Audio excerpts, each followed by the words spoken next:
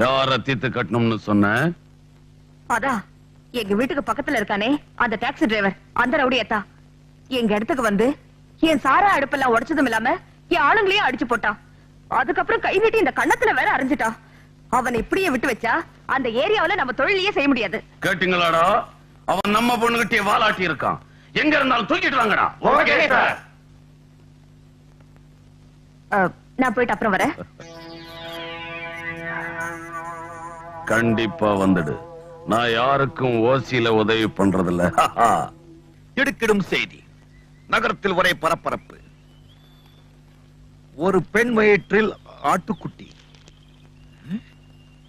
பெண் வயிற்றில் ஆட்டுக்குட்டிய? ஆட்டுக்குட்டி எப்படி? ஆடு எப்படி? குறும்பு செய்த அந்த ஆட்டை வலை வீசி தேடுகிறார்கள்.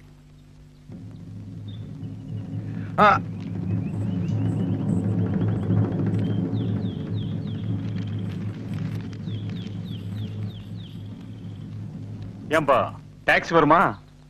வரும் சார். ஆனா 4 பேர் தான் போக முடியும். நாங்க 5 பேர் போகணுமே. அப்போ வேற டாக்ஸி பாருங்க. ஐயா, நாங்க இந்த டாக்ஸில தானே போனோம்.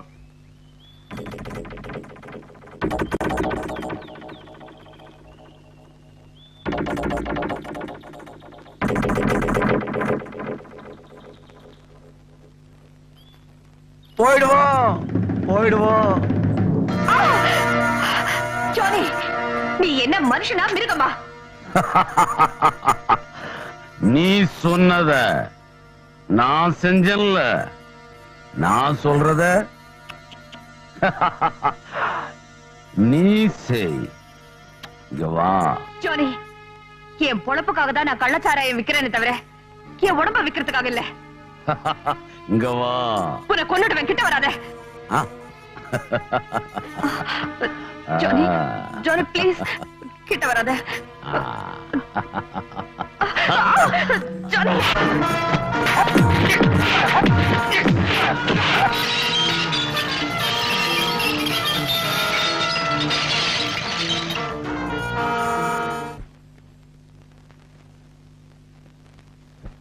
என்ன பாக்குற? என்னை அடிக்கிறதுக்கு அடியாட்களை அனுப்புற. இனிமே என்ன அடிக்கணும்னா இந்த மாதிரி சோதா பசங்களை அனுப்பாத. நல்லா ஸ்ட்ராங்கான பசங்களை அனுப்பு. என் காலையும் பிடிக்கிற. என்ன மன்னிச்சிரியா? நீ மட்டும் இப்ப வரலனா என் மானமே போயிருந்திருக்கும். மானமா? அப்படி ஒண்ணு இருக்கு அவனுக்கு? ஆண்டவன் கை கால் கொடுக்கல, உடம்புல தெம்பில்ல. ஒருவேளை கஞ்சி சாப்பிட்டாலும் உழைச்சு சாப்பிடணும். கௌரவமா வாழணும்னா 4 வீட்டு 10 பாத்திரத்தை வீட்டை பெருக்கு, கூலி வேலை செய். அப்படி செய்ய முடியலன்னா பட்டினி கடந்து சாகு. கள்ளச்சாராயை காய்ச்சி வித்து காசு பொறுக்கிற பொறுக்கி மானத்தை பத்தி பேசுற.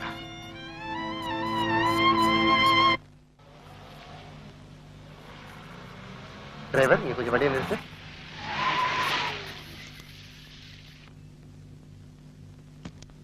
ஒரு 5 நிமிஷம் வெயிட் பண்ணு, நான் இதை வந்துடுறேன். மழை வருது சார், சீக்கிரம் வந்துடுறேன்ப்பா.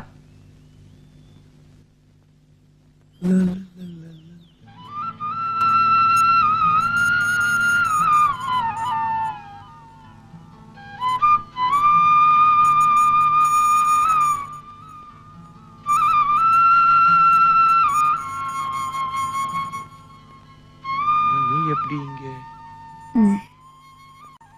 இதாயா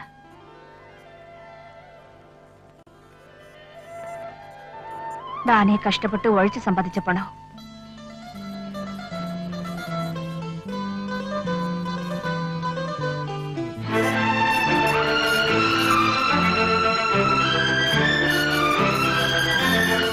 டிரைவர், டிரைவர், என்னப்பா உன்னை வெயிட்டிங்ல விட்டு போனதே தப்பா போச்சே. ஆமா.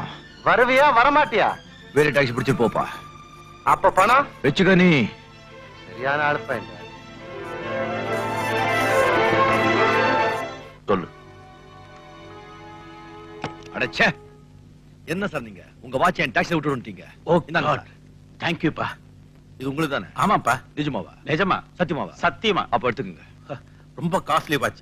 ரொம்ப தேங்க்ஸ். இந்தாப்பா. Come on, have it. ஆமா, இந்த விஷயத்துல வாட்சிங் கொடுங்க சார். ஏன்பா? அந்த வாட்சிங் கொடுங்க சார். ஏன்பா? போட்டு உடைச்சிடுறேன். ஏன்? அப்ப என்ன சார்? இந்த பணத்துக்காகவா நான் உங்களை அங்க நீங்க தேடி வந்து நாக்கிட்ட சண்டை போடுங்க கொண்டு வந்தேன். ஒரு நேர்வு தான் சார். அதெல்லாம் நீங்க மதிக்க மாட்டீங்களே, இதானே நீங்க மதிப்பீங்க சார். என் டாக்ஸில யாரும் எதையுமே தொலைச்சிடவே கூடாது. அதுதான் எனக்கும் லட்சுமிக்கும் பெருமை. பொல்லாத பணம். வரேன் சார். தம்பி, என்ன என்ன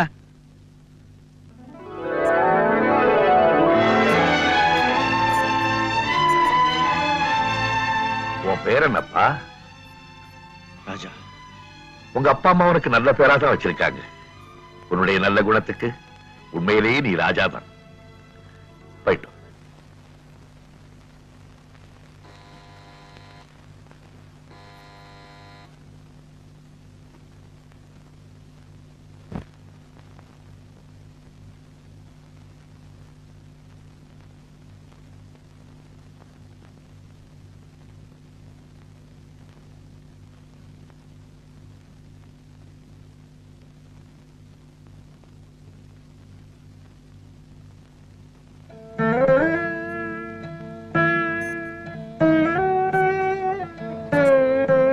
யார் நீங்க?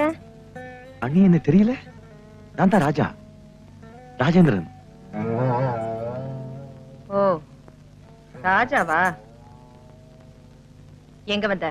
நீங்க இந்த ஊர்ல தான் இருக்கீங்கிறது இன்னைக்கு தான் தெரிஞ்சது. முன்னாடியே தெரிஞ்சிருந்தா எப்போ வந்து பாத்திருப்பேன். எதுக்கு? எதுக்குன்னு கேட்டா என்னன்னு பதில் சொல்றது? அண்ணனை பார்க்கத்தான். எவ்வளவு வருஷம் ஆயிடுச்சு. எல்லாமே நேத்து நடந்த மாதிரி இருக்கு. சரி, இப்ப எதுக்கு வந்த? இப்ப இருக்கிற இடம் தெரிஞ்சதும் அடிக்கடி வந்து பணம் வாங்கிக்கவா? அண்ணன் இந்த ஊர்ல இருக்கிறதுனால இப்ப பாக்குற வேலையை கூட விட்டுறலாம் தோணி இருக்குமே. இல்ல அண்ணி, சத்தியமா உங்ககிட்ட பணம் வாங்குறதுக்கோ உங்க சந்தோஷத்தை கெடுக்கிறதுக்கோ நான் இங்க வரல. அண்ணனை பார்த்து நான் தான் அவருடைய தம்பின்னு சொல்லி ஆசீர்வாதம் வாங்க வந்திருக்கேன். உங்க அண்ணன் கால்ல நீ விழறதுக்கு முன்னாடி ஒரு முறை உன் முகத்தை கண்ணாடியில பாத்துட்டு வரக்கூடாது? சாதாரண டாக்ஸி டிரைவர், ஒரு பிரபலமான வக்கீல், அதுவும் கூடிய சீக்கிரமே ஜட்ஜாவ போறவருடைய கால்ல விழுந்து ஆசீர்வாதம் வாங்குறதுக்கும் அவர் தம்பின்னு சொல்லிக்கிறதுக்கும் உனக்கு என்ன யோகிதை இருக்கு? உண்மையிலேயே நீ உங்க அண்ணனுடைய கௌரவம் காப்பாத்தணும்னு நினைச்சா தப்பி தவறி கூட இனிமே இந்த வீட்டு வாசப்படியை மிதிக்க கூடாது.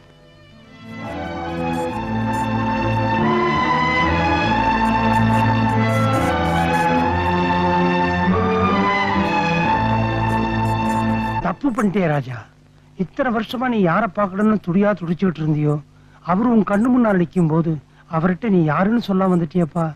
எப்படி சொல்ல முடியும்? அவர் இந்த நாட்டுக்கே பெரிய வக்கீல். அவர் தம்பி நானு படிக்காதவன், ஏபிசிடி கூட தெரியாத ஒரு சாதாரண டாக்ஸி டிரைவர். நான் இந்த நிலைமை இருக்கிறது அவர் தெரிஞ்சதுன்னா அவர் மனசு எவ்வளவு கஷ்டப்படும். அதுவும் இல்லாம அவரை பார்த்த உடனே எனக்கு என்ன பேசணும்னே புரியல. இப்போ கூட அவர் எப்படி இருக்கா தெரியுமாப்பா? சும்மா சும்மா சிங்க குட்டி மாதிரி இருக்காரு. அவரை பார்த்தா அவர் முகத்தை பார்த்துட்டே இருக்கும் போது தோணும். அப்படின்னா வாழ்நாள் பூராவும் தள்ளி இருந்தே பார்க்க போறேன். கிட்ட போய் நீ யாருங்கிறது சொல்லவே போறதில்ல, அப்படித்தானே? இப்போ கூட நான் அவர்கிட்ட போய் நான் தான் உங்க தம்பின்னு சொன்னா அவர் கூடவே இருக்க சொல்லுவாரு. நிச்சயமா அது அவருக்கு சந்தோஷமா இருக்கும். ஆனா உங்க கூட இருக்கவங்களுக்கு சந்தோஷமா இருக்காது. இல்லாதவங்க எங்க போனாலும் அவங்களுக்கு மரியாதை இல்லப்பா.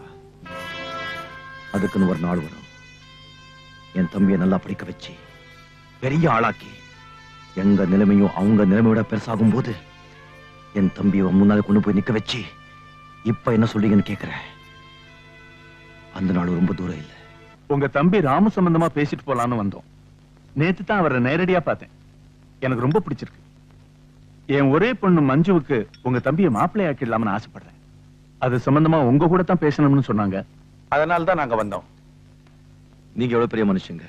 என் வீட்டுக்கு வந்து என் தம்பியோட நல்ல குணத்தை புரிஞ்சுக்கிட்டு அவனுக்கு பொண்ணு கொடுக்க வந்திருக்கிறது நினைச்சா எனக்கு ரொம்ப மகிழ்ச்சியா இருக்கு. நான் ரொம்ப கொடுத்து வச்சுவேன். என் தம்பிய ஒரு நல்ல பிள்ளையத்தான் நான் வளர்த்திருக்கேன். அப்கோர்ஸ். ஆனா சொல்லுங்க. எனக்கு ஏழை பணக்காரங்கிற வித்தியாசம் எல்லாம் கிடையாது. ஆனா ஒரு முக்கியமான விஷயமா அதான் சொல்ல கொஞ்சம் கூச்சப்படுறார். மேனேஜருங்கிற முறையில நான் சொல்றேன். நிலம், நீச்சி, தோட்டம், தொரவு, பங்களா, கார், எடுபடி காட்கள் இப்படி வாழ்ந்துட்டு அவருடைய மக எப்படி வந்து இந்த வீட்டுல இருக்கும்னு ஃபீல் பண்றார். நீங்க கொஞ்சம் கூட கவலைப்படாதீங்க. அவங்க ரெண்டு பேரும் சந்தோஷமா இருக்கிறதுக்கு என்னென்ன வசதிகள் தேவையோ அத்தனையும் என்னையே நான் வித்தாவது செஞ்சு கொடுப்பேன். நான் அதுக்காக சொல்ல ராஜா. எனக்கும் வயசாயிடுச்சு பாருங்க.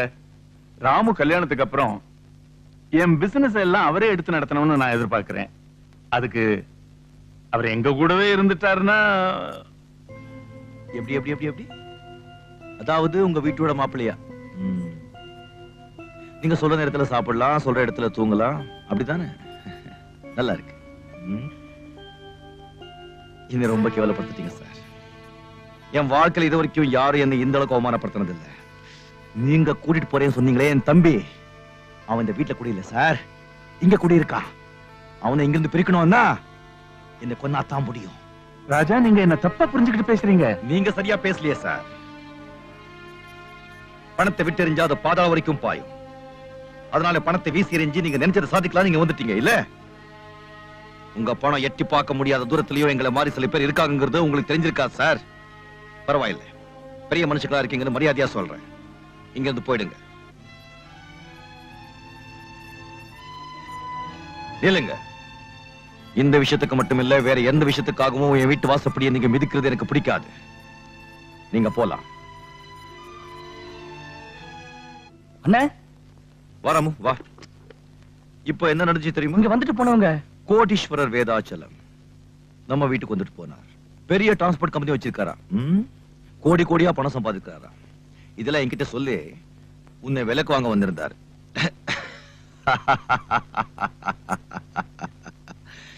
முடியுமாடா? நான் படிக்காதவனா இருக்கலாம், ஆனா சுயமரியாதை உள்ளவன் சிலவர் தெரியாம போச்சு. நம்ம எதிரடா குறைஞ்சு போயிட்டோம். ஒரு மனுஷனுக்கு என்னென்ன தேவையோ அதெல்லாம் நம்ம கிட்ட இருக்கு. ராமனுக்கு ஞாபகம் இருக்கா? சின்ன வயசுல நம்ம வீட்டை விட்டு ஒளி வரும்போது அடுத்தவளுக்கு சாப்பாடு கிடையாது, தூங்குறதுக்கு இவ்வளவு நிழல் கிடையாது, போட்டு இருந்த துணியை விட்டா மாத்து துணி கிடையாது, இந்த உலகத்துல நமக்கு சொந்தம் சொல்லிக்க ஒரு உயிர் கிடையாது. ஆனா இன்னைக்கு நாம எதிரடா குறைஞ்சு போயிட்டோம். பசின்னு வந்தா 10 பேருக்கு நம்மளால சாப்பாடு போட முடியும்டா. வாசத்தை அள்ளி கொட்டுற அப்பா இருக்காரு, தங்கச்சி ஃபரிதா இருக்கா, தம்பி அன்வர் இருக்கா, தாய் மாறி உழைச்சு கொட்ட லட்சுமி இருக்கு. நமக்கு வேற என்னடா வேணும்?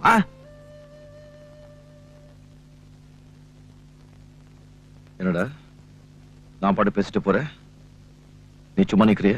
அண்ணே, நீங்க பேசினதுக்காக நான் வேணா சந்தோஷப்படலாம். ஏட்டுல இனிப்புன்னு எழுதிட்டு தின்னா அது இனிக்காது. உலகத்துல ஒரு மனுஷனுக்கு சொத்து சுகம் தானா தேடி வருது ரொம்ப அபூர்வம். அந்த சந்தர்ப்பம் கிடைச்சும் அதை அவன் பயன்படுத்திக்கலனா வாழ்க்கை பூரா ஏழையா இருந்துட வேண்டியதுதான். எனக்கு அந்த மாதிரி சந்தர்ப்பம் கிடைச்சது, ஆனா உங்களால எனக்கு அது கிடைக்காம போயிடுச்சு. இன்னைக்கு என்னதான் அண்ணன் தம்பி தங்கச்சின்னு சொந்தம் கொண்டாடினாலும் நாளைக்கு நானே செத்து போயிட்டா கூட என் கையில 4 காசு இருந்தா தான் கூட பிறந்தவங்க கூட கொல்லி வைக்கிறதுக்கு வருவான். இல்லைன்னா நானும் அனாதை பணமா போக வேண்டியதுதான். இதெல்லாம் படிச்சிருந்தா புரியும், படிக்காத உங்களுக்கு எப்படி சொல்லி புரிய வைக்கிறது? ச்சே.